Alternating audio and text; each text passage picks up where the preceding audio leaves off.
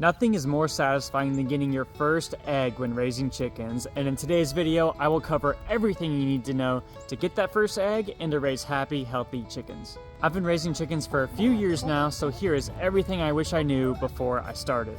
The first step to raising chickens is having a good chicken coop and a good chicken run. Now the chicken coop is where the chickens sleep and lay their eggs, while the chicken run is where they spend most of their day exercising, eating, and foraging. The chicken coop is sort of like their house, while the chicken run is sort of like their yard. Chickens need safe, clean, and spacious environments to flourish, so to start, let's go over the coop. The most important aspect of your chicken coop is to make sure that it is predator-proof. Anything from raccoons to possums, cats, dogs will love to have your chickens for dinner. You'll want to check for any openings where you think predators could get in and cover those up, and also be sure to have some sort of latch on your chicken coop door. I built my chicken coop myself in the corner of my barn, and I had no woodworking experience beforehand, and it really wasn't too bad, so don't be afraid to DIY it. Otherwise, there are many options online where you can purchase pre-made chicken coops. I will have links to Amazon in the description below for everything that I talk about in this video and for everything that I use myself.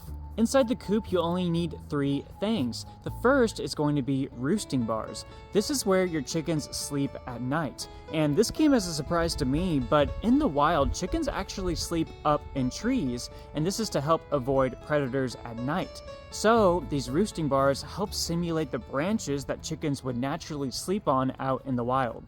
Make sure that your roosting bars have plenty of room so your chickens aren't crowded, and make sure your roosting bars are at least a foot off the ground. You really want to make sure your roosting bars are the tallest item in your coop, because your chickens will just sleep on whatever the tallest item is in the coop. Especially make sure that your roosting bars are taller than your nesting boxes, which is the second item you need in your coop. Nesting boxes are where your chickens will lay their eggs in the coop, and it essentially just gives them a little bit of privacy. You want to make sure you have at least 1 nesting box per 3 to 4 chickens. I have 5 chickens in total, so I have 2 nesting boxes. If you don't have enough nesting boxes, they're going to start to fight over who gets control of it. The nesting box should be about 12 inches square. You don't want it to be too small to where the chickens can't fit, obviously, but you also don't want it to be too big where it doesn't really feel like they're getting real privacy. And lastly, your coop just needs some bedding. I like to use straw for my bedding, and the bedding does 3 things. First, it collects the droppings from the chickens so that you can easily clean the coop just by scooping the bedding out. It provides some warmth in the winter and some insulation in the coop. And then lastly, it provides a nice soft landing whenever the chickens are jumping from the roosting bar to the ground. And finally, for the size of your coop, you want at least 4 square feet per chicken of room in your coop. So I have 5 chickens. As long as I have 20 square feet of room, I'm good. More is always a little bit better, just so the chickens are a little more comfortable. That's it for the chicken coop. Now let's move on to the chicken run, which is going to be at least double the size of your chicken coop. Chicken coop needs 4 square feet per chicken, while your chicken run is going to need at least 8 square feet per chicken. Now, I did not DIY my chicken run, but there are so many good options for a good chicken run online, and in the description below, I will link the exact one that I have at my place.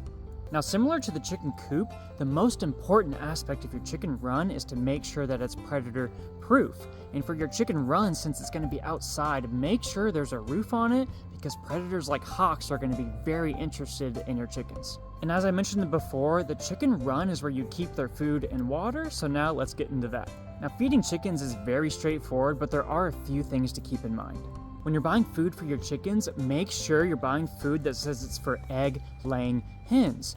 Chickens that are laying eggs require a lot of protein to lay those eggs, and this food will provide it. For my chickens, I got a 5-gallon bucket, and I bought these little feeders that you simply drill into the side, and then whenever the food gets low in the 5-gallon bucket, I simply take the lid off and top it off.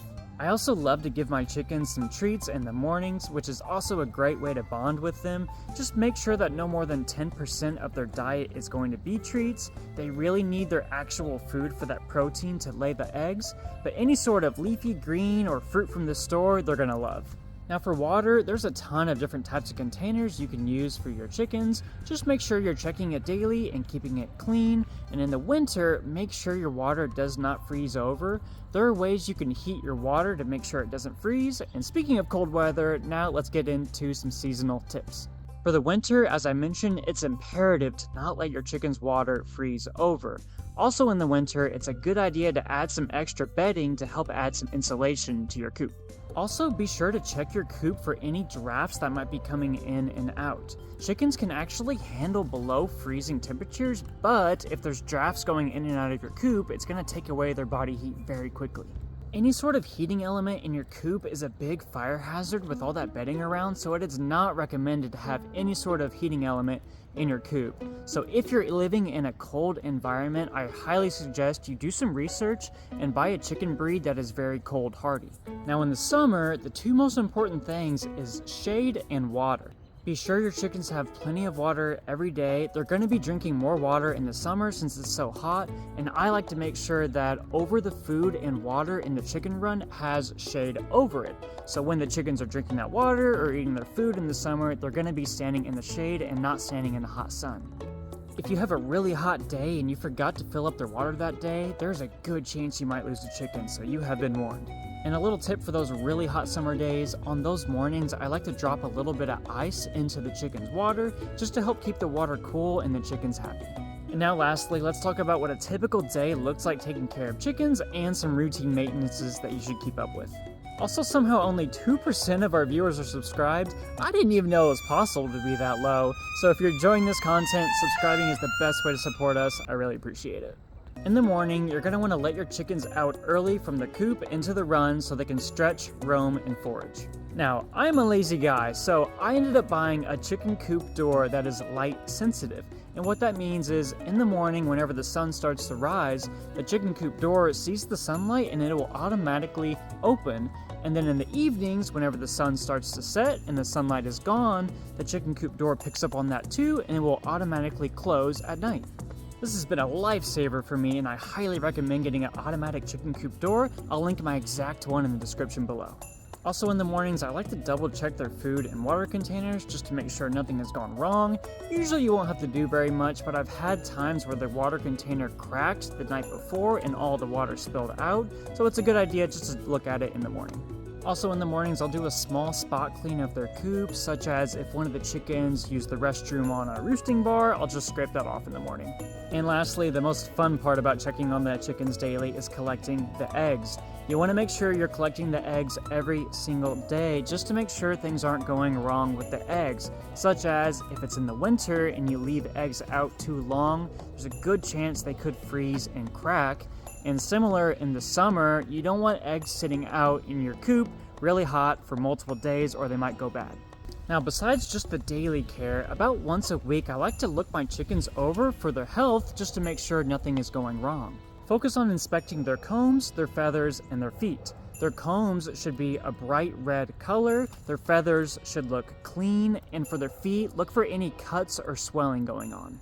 I also like to check weekly that the coop and the run are still predator safe. I've seen lots of times on my chicken run where I can see a predator has tried to climb underneath the run and it's starting to dig a little hole. So in that case, just fill up the hole with some soil, a brick, stone, anything like that. And lastly, depending on how quick your coop gets dirty, every couple weeks or couple months, you're going to want to give it a really deep clean. This involves scooping out all the bedding and replacing with fresh bedding, wiping down any dusty spots, and cleaning any droppings that you see in the coop. And that's it! Raising chickens is such a rewarding experience, and I hope this video helps you get your first egg. Don't forget to like and subscribe for more chicken and gardening tips. We respond to every single comment we get on our videos, so if you have any questions at all, let us know below. Thanks for watching and happy cultivating.